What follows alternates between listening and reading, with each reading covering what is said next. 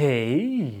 A few months ago, a company called Nexus sent me an alto saxophone. I really liked it. It was light, the key action felt great, the projection was powerful.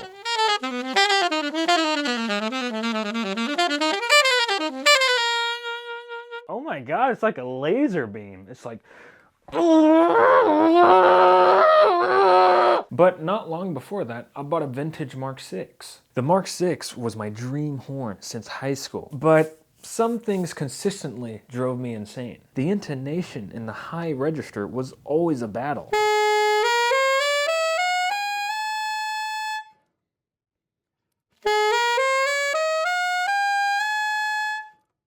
I also have to tilt my wrists uncomfortably too much for the palm keys. My biz key would pinch me when sliding to it, and sliding onto the fork key was next to impossible. But I was just trying to make it work because I paid a lot for it and for its overhaul. I found myself still periodically revisiting my Nexus Alto.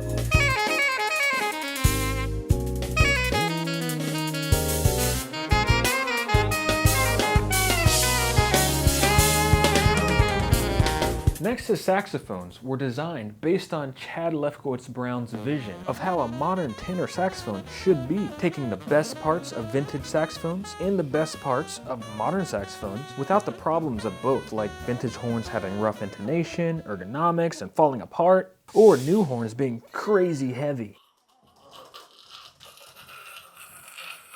Chad teamed up with the founder of the Boston Sax Shop, Jack Tyler, who brought this vision to life, creating the lightest modern saxophone in the world. Recently, they offered me to become a Nexus artist. Since I remembered really enjoying their saxophone, I saw this as the perfect incentive to put my Mark VI down and spend deep quality time getting to know the feeling of this horn inside and out.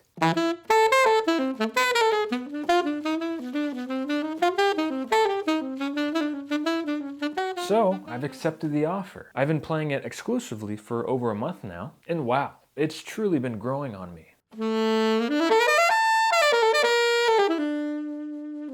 The most striking thing for me is its projection. I mean, it's just full of rich, deep overtones.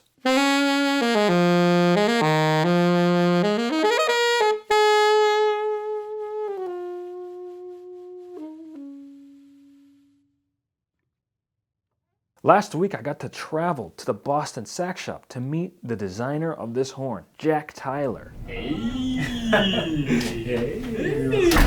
Oh, good to meet you! And I got to ask him, how did he achieve this horn's amazing projection? I think the theme for basically everything Nexus relies on, the most amount of power and projection and ease of play without it getting thin or losing like the middle or lower overtones, which is like very easy to do when you start to decrease the resistance of anything, whether it's a mouthpiece or reeds or a neck. You kind of lose the body of the sound, so we wanted to kind of like push the limit of that as much as possible without again losing the cooperative resistance that you need to be able to keep everything even and homogeneous across the registers. So with the horns, the way that I feel that we tried to achieve that was really two things. One is the neck, which is a unique design that's actually based on the success of the Boston Sax Shop neck, which is a higher angle design. And the theory behind that, I'm actually fortunate enough that I get to work with Joe Lovano on occasion, and he kind of showed me how a big difference can be made in the overall, again, resistance and tonal properties when you change the angle to be more upward. Like all of his horns, he's had the necks modified to be up, and his whole theory, which makes perfect sense, is just like you're taking a garden hose that's kinked, you unkink it, you're decreasing the back pressure, right? You're blowing more down into the horn because there's less of an angle for that air to travel through. And it really makes a big difference. So we're utilizing that design, but it's been modified specifically for Nexus, again, with the idea of brilliance and projection, where we've removed the bracing, so it's super lightweight. And then at the very end of the neck, the ferrule that holds the the neck together actually opens up in an angle at the very end. You can see right here that there's a bevel to that. So as it enters into the bore of the mouthpiece, it's like chamfered in, and that does make a slight difference. I'm still shocked at just how light this horn is. Again, Both the alto and tenor versions are the lightest modern saxophones in the world. So how did they accomplish this? So in terms of what we did here is we really essentially stripped the horn down to everything that you need and nothing you really don't.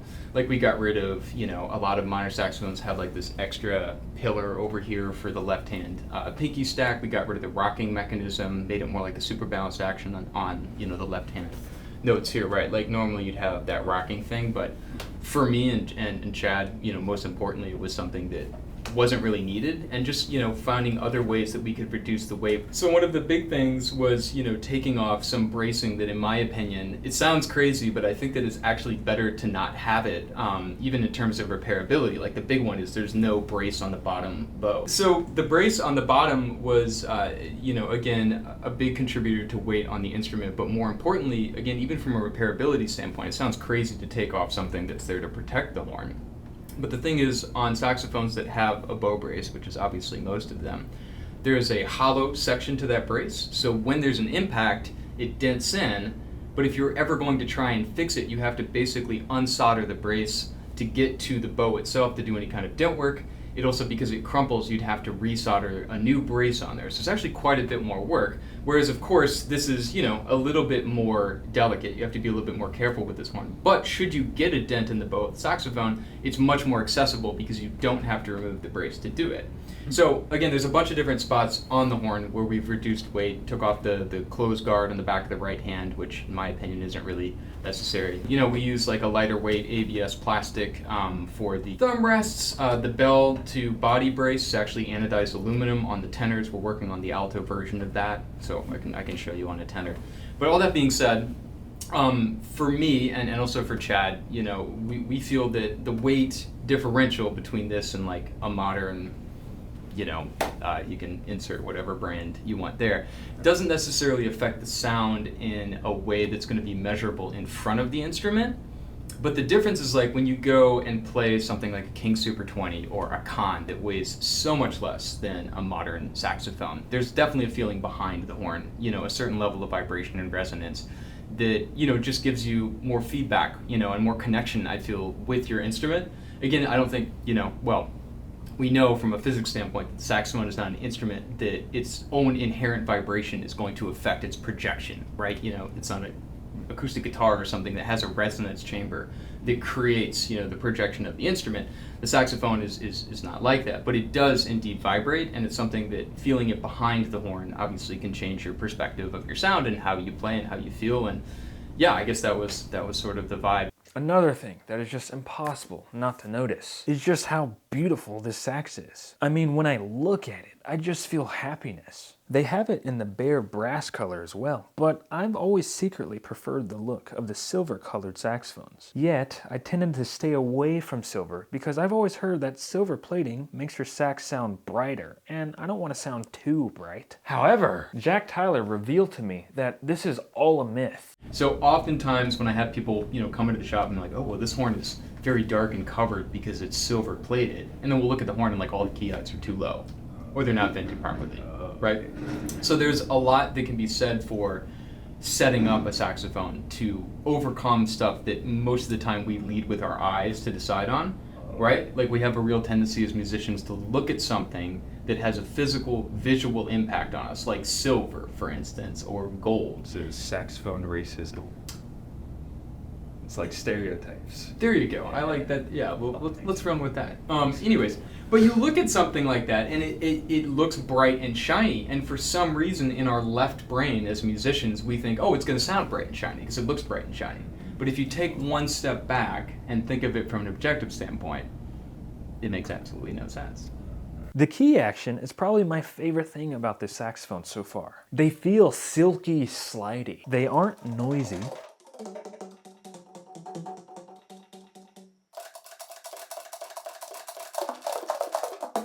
The palm keys have the modern feel that I prefer.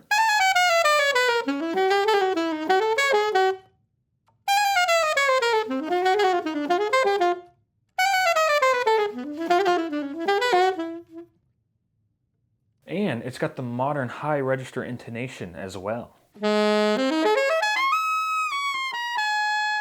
I can slide onto the fork key easily as well as the biz key. And obviously getting to work with Chad on setting the action and setting the key heights like exactly where he wants them, as a player is really important and also very informative because obviously, I have my opinions as a technician and of all the work I've done, but these horns are literally all set up to the spec that Chad and I worked on together, which also makes them very special because it's not just on a normal, setup that you would find on any kind of stock instrument out there.